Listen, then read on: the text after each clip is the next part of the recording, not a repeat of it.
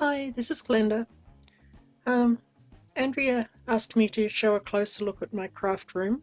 Um, so, if you're not into craft room tours, turn off now.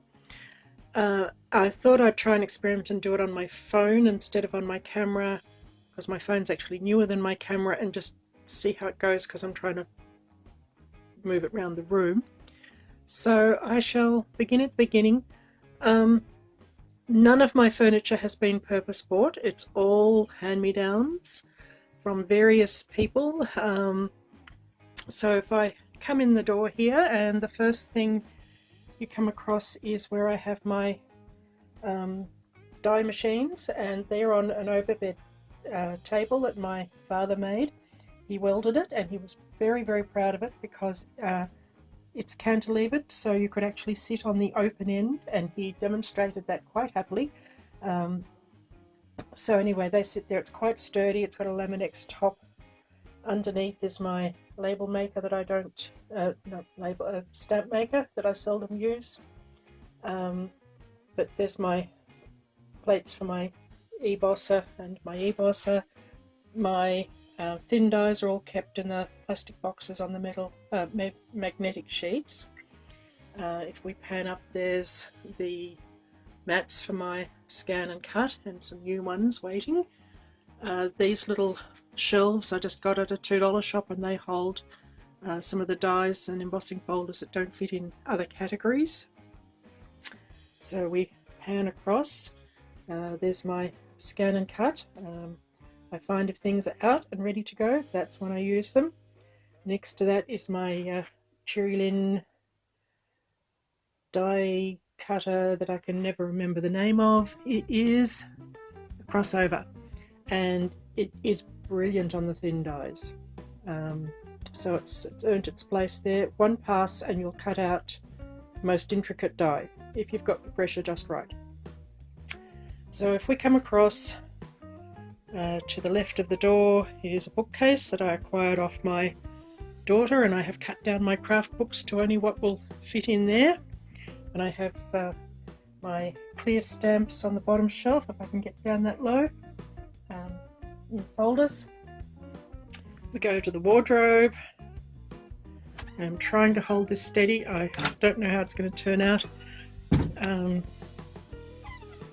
Full of craft things. There's my bag that goes to crops, and I've got some stamps, and the drawers have stamps, and my slice, some fabric, spools, and oh look, more punches. There's my wooden stamps, which I try not to buy because storage is such a pain. There's some cardboard and envelopes, and I'm really getting into boring now. I've got my moulding things, my melting pot. It's just a collection. I put in little drawers anywhere I can, so there's some more wire baskets and some drawers out of a wardrobe. So I shall try and carefully pan out. And there's some more of the little shelves from the $2 shop, which is now long gone, but they hold ribbons, which I'm trying to use up, and baker's twine and various trims, charms that I've put together. I've put all my ribbons on these tags that I made, and I've got the greens on one. Oh, sorry, panning too fast. Reds, oranges, blues, white and black all have their own hook to try and make me use it up. Sorry, I am really trying to pan carefully, but I've never done this before. There's my dad's desk with my notebook computer on it, and it doesn't get to do much else because the computer's just on it all the time. So if we come across, my silhouette is next to the desk because of course it needs a computer to work, and it's on an old typewriter table that belonged to my grandfather. And we pan across to my work desk, and I've managed to hit a button somehow, and it's a desk I bought secondhand from work. but it's nice and sturdy, so when you stamp or thump or anything else, it doesn't shake. There's 2 sets of little shelves there that came out of wardrobes that on their own don't work, but stacked on a desk do. My distress inks are in an old 3 1/4 inch disc box that I got, and that's all it will hold. I can't buy any more, so luckily I did the mini versions. I keep my scoreboard, some sponges, there's my little mini inks, all my re-inkers. These are all the things that need to be handy. Tools, wet wipes, glue gun, tape gun, cutter, you know, all the things I want right there.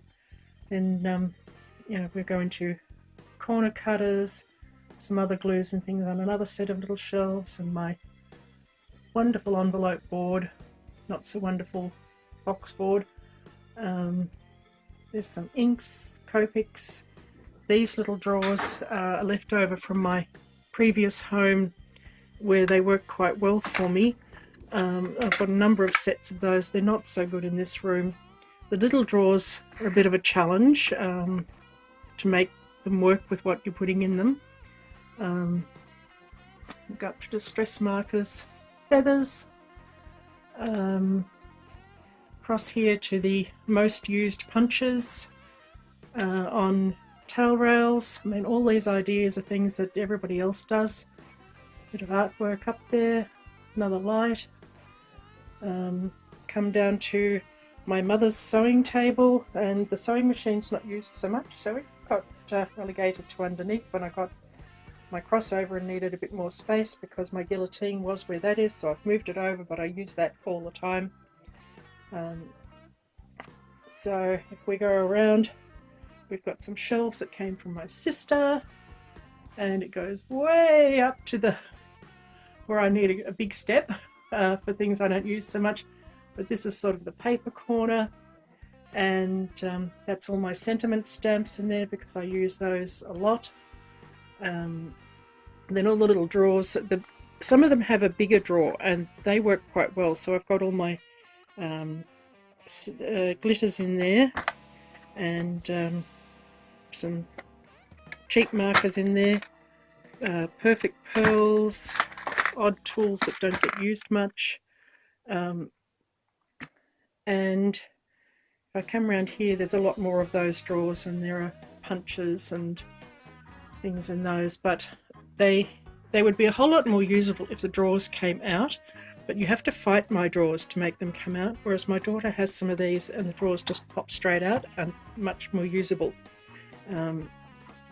So anyway, these paper racks I got from the local craft store when it went into smaller accommodation and was selling them off. I don't think I got them at a good discount or anything. They just are really nice because the papers don't get caught in them because they're a clear, I'm not sure if I can zoom in what'll happen, but they're a clear one instead of a basket. I did have basket style ones before.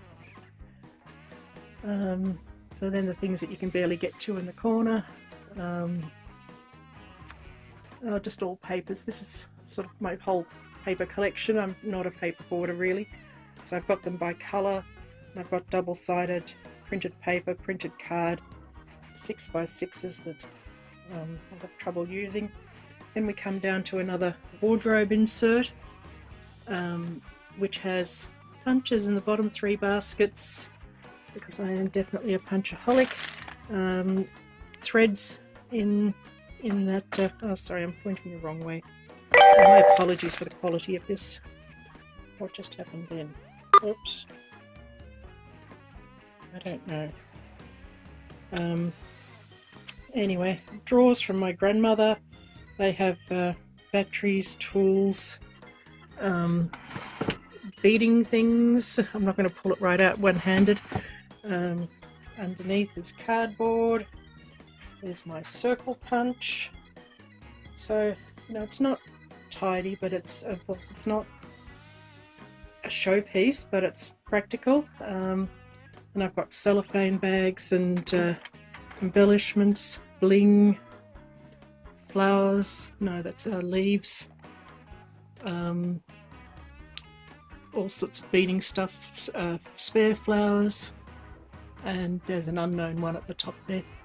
And I've tried to label things as much as I can.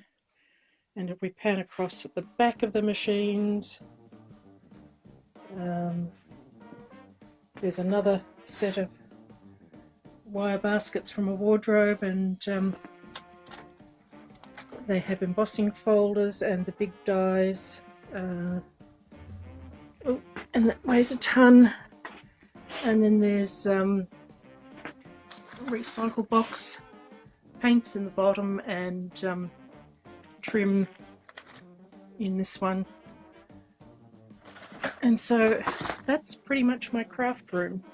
We're back at the door with some assorted stuff on the back. This is basically a single bedroom, but it's my room, so what else can I say? So hopefully that's what you wanted to see, and the sun's shining, which belies the fact that it's freezing. So thank you for watching.